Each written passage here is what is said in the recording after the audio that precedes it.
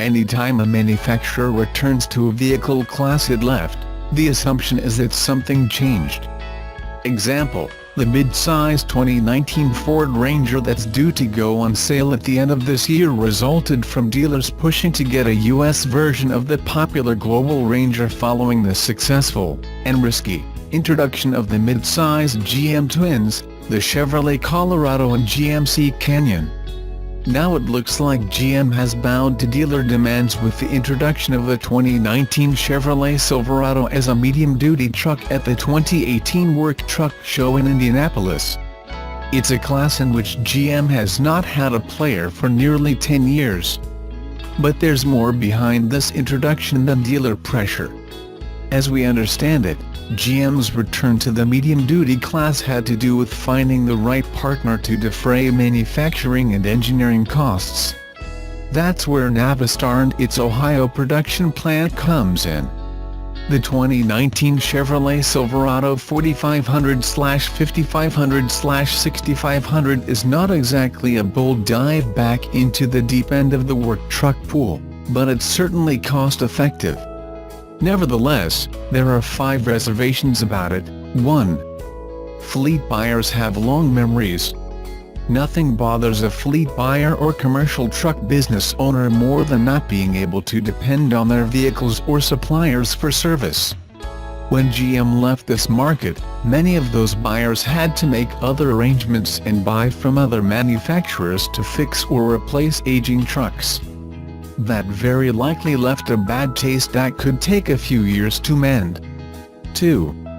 What's changed? Following GM's restructuring after its collapse, it's hard to believe that it took this long for the business case for medium-duty trucks to get the green light. More likely, it took GM time to find a partner willing and able to do most of the heavy lifting on this project. Thankfully, Navistar has plant capacity and plenty of experience building medium-duty trucks. 3. Doesn't Navistar have its own trucks? We're not sure about a strategy that involves entering a truck class with a competitor that is likely to have a vehicle with almost the exact same specifications. It seems likely that International, Navistar's premium truck brand, also will offer a truck in this highly competitive class. 4. Do customers want a 1-ton interior? No one will tell you more clearly than the drivers of these vehicles that the interiors need to be better. As a rule, they've always been quite functional and designed to take punishment, which includes being easily cleanable. Making the interior of this medium-duty truck look identical to a Silverado 3500 interior could make some of the owners and drivers happy, but isn't there a lot of wasted space with a center console and a conventional dashboard layout? 5. You can't escape your past. You can bet that competitors will not let fleet and commercial buyers forget how GM abandoned the medium-duty class and suggest that it's possible GM could do it again if the trucks don't turn a profit in a short time.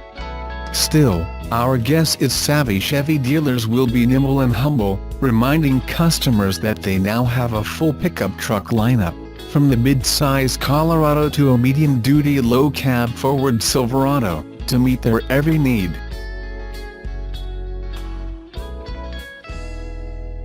The 2018 Honda Accord sedan has been hailed by critics as handsome, athletic and with charisma to spare, but shoppers are walking right by it in favor of crossovers and SUVs.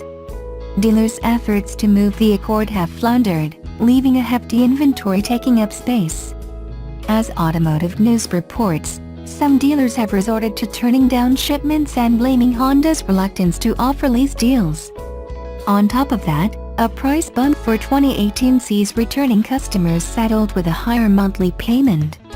Understandably, Honda is reluctant to offer rebates as well, especially for a brand new car receiving high praise, and has historically prided itself on prioritizing retail rather than fleet sales.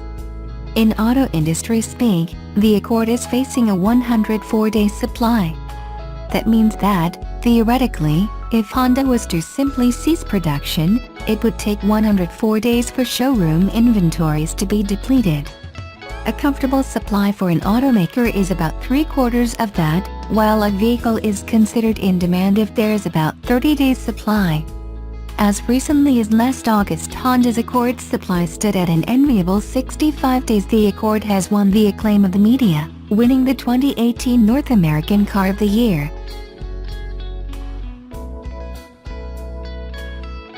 Just a few days after completing its first cargo trip, a Tesla semi-electric truck has now been spotted all the way in St. Louis at a supercharger station.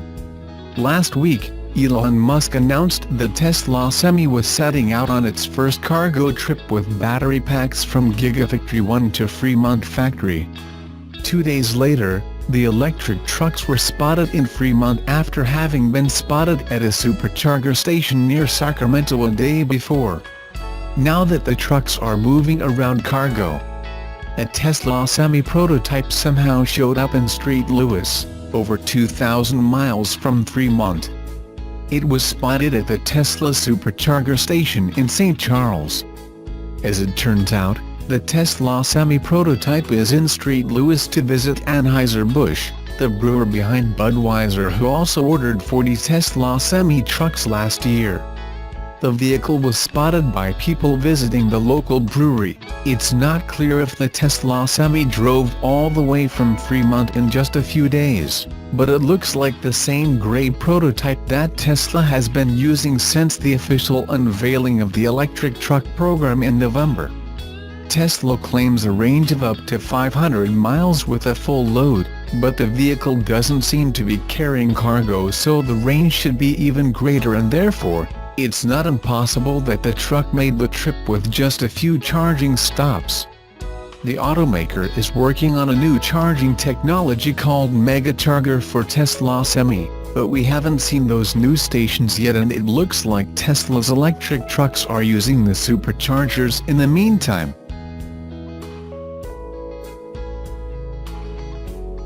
At the Work Truck Show in Indianapolis on Wednesday, General Motors Company introduced the big brothers to the company's Chevrolet Silverado light-duty pickups. The new trucks, dubbed the 4500 HD, the 5500 HD and the 6500 HD, are the first ever Silverado Class 4, Class 5 and Class 6 chassis cab vehicles. GM expects eventually to gain 25% to 30% of the market for commercial trucks in these classes, comparable to its market share for commercial trucks prior to its 2009 bankruptcy. Those earlier trucks were sold under the GMC brand, but the company has no plans to sell new medium-duty trucks with that badge.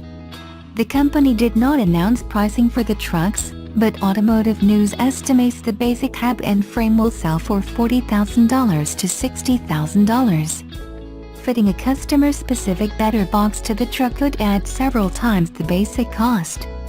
In its announcement, GM said it sold nearly 300,000 trucks to commercial and government buyers last year and gained 1.4 points of market share. GM's U.S. Vice President Fleet Vehicles, Ed Pepper, told Automotive News, "This will be the biggest thing we've ever done for commercial." Pepper also noted that GM will have to gain share at the expense of Ford and to a lesser extent from Ram. Then there are adjacent sales. Pepper continued, "For every one of these trucks we sell, we think we're going to sell a van, we're going to sell a pickup and one of something else." GM has teamed up with Navistar to develop and build the trucks in Springfield, Ohio, and production is expected to begin late this year. Order guides and pricing will be released in the spring and summer of this year.